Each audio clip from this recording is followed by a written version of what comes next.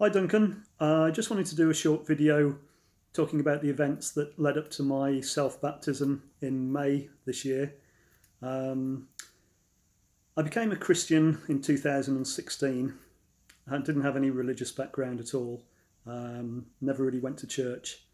But in 2016, I came to the realization that Jesus was very real and obviously God too.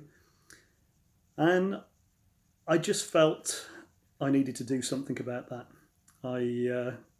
As I say, I didn't have a church background, so I started studying the Bible and doing a lot of research online, looking at websites and coming to my own conclusions about what I believed.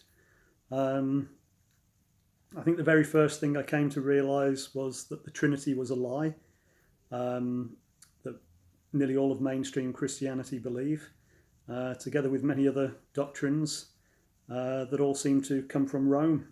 Um, Most of the things I saw, such as Christmas, Easter, a lot of the traditions that are involved in mainstream Christianity, just they weren't there. When I searched through the scriptures, they just weren't there. So I was a bit confused because I wanted to join a church, but very quickly I realised that to do that I'd have to compromise massively on my beliefs, which I wasn't prepared to do. So it was a bit of a lonely time, really. I was just looking online and reading myself, but there was nowhere I could go to meet people that believed the same way I did. So I started looking into different denominations, and none of them fitted in with what I thought. And eventually I came across the Christadelphians. Now, they seemed to fit most closely to what I believed. But there were one or two things that I wasn't totally happy with. But on the whole, I was very impressed with their studying and how deeply they looked into the Bible and searched everything through, which appealed to me.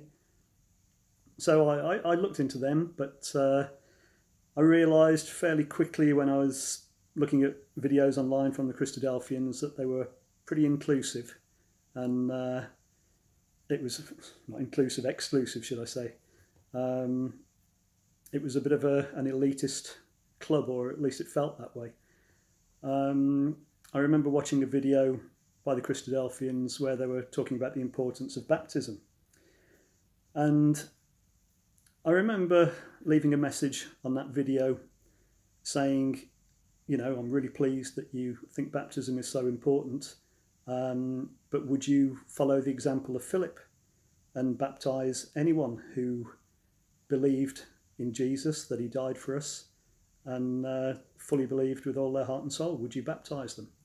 And needless to say, I didn't get a reply to that message, and I think they actually deleted it. So that was the Christadelphians out for me, because I just thought I don't want to be in something where it's conditional on me joining their organisation. I felt baptism should be something, if you express a belief and you believe with all your heart, then you should be baptised. Why wouldn't someone baptise you? I couldn't understand that. I didn't feel like I had to sit an exam and join their club in order to be baptised. So I ruled that out. Although I still followed a lot of Christadelphian teachings and found them very informative.